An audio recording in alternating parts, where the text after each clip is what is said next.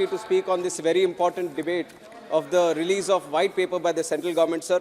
And it is very important for us to know our history also in terms of how the financial discipline was maintained in our country, at least for the last 20 years, so that we can differentiate good from the bad and also know from the past mistakes so that we don't repeat it in the future also, sir.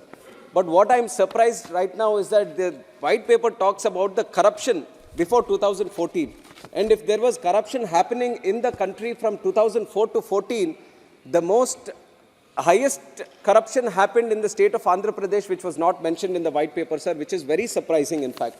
Those were the days, 2004 to 14 was the days of Raja of corruption in the state of Andhra Pradesh, sir. That was the time when the Yuvaraja of corruption came into politics also. The Yuvaraja of corruption, who claims that he is a first-class student in college, I want to mention his assets, the value of his assets, sir. In 2004, when his father was holding the most important position in the state of Andhra Pradesh, his assets were worth 1.7 crores in 2004. And from 2004 to 2011, his increase in assets, sir, is stupendous, whooping 356 crores. In 7 years, from 1.7 crores to 356 crores, you know the amount of increase, sir? 20,800% increase.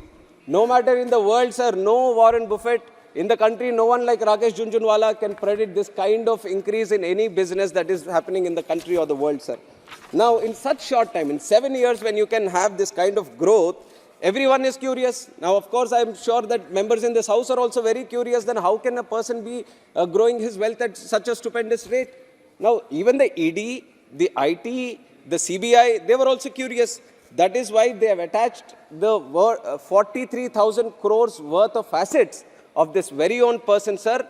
So these almost 32 cases under CBI, ED have been registered against him. So it is very important when the central government talks about the picture of the country, it needs to talk about some of the pictures that are happening in the states also.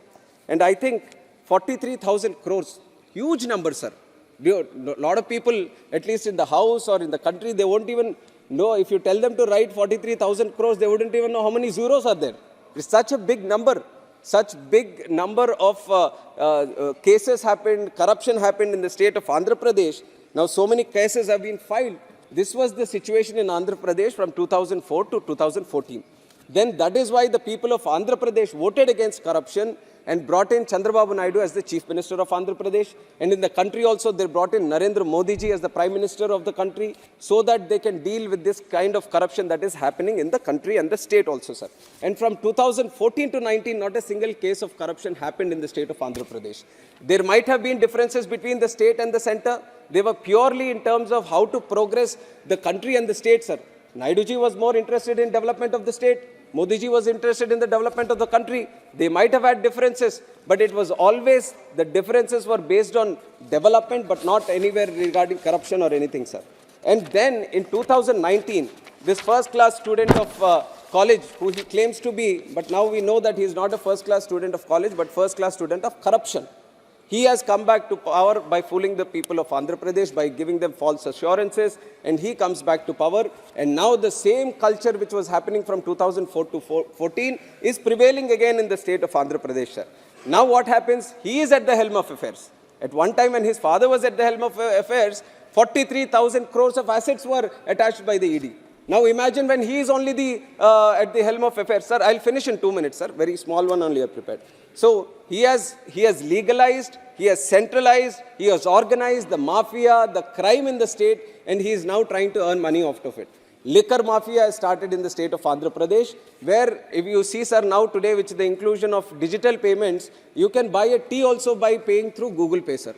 But in Andhra Pradesh, the state government is selling liquor, but you can't buy using Google Pay, you can't buy using UPI, you can't buy using a card, you can't get a bill also. So imagine how much illegal wealth is being generated by the government itself by selling liquor today, sir. And then we have sand in the state. Entire sand is given to one company, sir, with dubious tenders. Nobody knows how it ended up being in the hands of one company. But that is the situation in the state of Andhra Pradesh today. And there is the J tax, which has been specially brought in for illegal mining, for land grabbing, for drugs, and different kinds of activities Mr. for Naidu, approvals you have to in government. Sir, I'm finishing in 1 minute. Already 5 So minutes I'm finishing, sir. Sir, the point that I Don't want to prove make here, yourself the point to- that I want to make here, sir, if the central government is releasing white papers and just letting us know what happened and what has not happened right now, but I would say they should have zero tolerance about people who involve in these corrupt practices also. At one point of time, they were talking about bringing in fast courts, judicial laws and all, so that people who are so corrupt shouldn't be in politics. A1 is sitting as Chief Minister in Andhra Pradesh. A2 is sitting in Rajya Sabha. Who is this involved in all these cases? Now, if these kind of people are running the state and the country, how can we progress? We need to release white papers every year also. So that is why I request the central government to get these new fast-track courts, sir. 1 minute, I'll finish. Last point that I want to make, sir. One thing regarding Visakhapatnam steel plant. It was said to be being privatized, sir. I resist against it. I've already mentioned it before also, sir.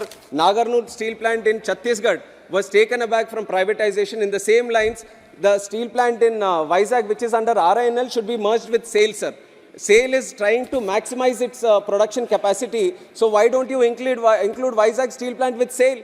There is a good opportunity to do that. It's the jewel of crown, sir. This Now Vizag steel. Sir, last point, sir. Last point. I'm just concluding, sir. I would like to thank the central government for announcing Bharat Ratna for 3 most important people of the country. Narasimha Rao ji, who also hails from our Telangana state, and also Chaudhary Charan Singh ji and M. Swaminathan ji. It's a very good gesture from the central government, sir. But I, from our state, from our behalf, from Telugu people, sir, I would like to request Yoga Purushudu Vishwavikyata Natasarvabhaumudu Swargiya Nandamuri Taraka Ramarao garu, who is dearly called as Anna garu by all the people, Telugu people, not just in the country, sir, outside also, sir, that he also be granted Bharat Ratna, sir. He deserves it. He has been an excellent actor who's being treated as God even till today by people of Andhra Pradesh. He has been working for the backward classes, and he has brought in numerous reforms for the poor, sir. So I definitely put that request in front of the central government to grant him Bharat Ratna also, sir. Thank you.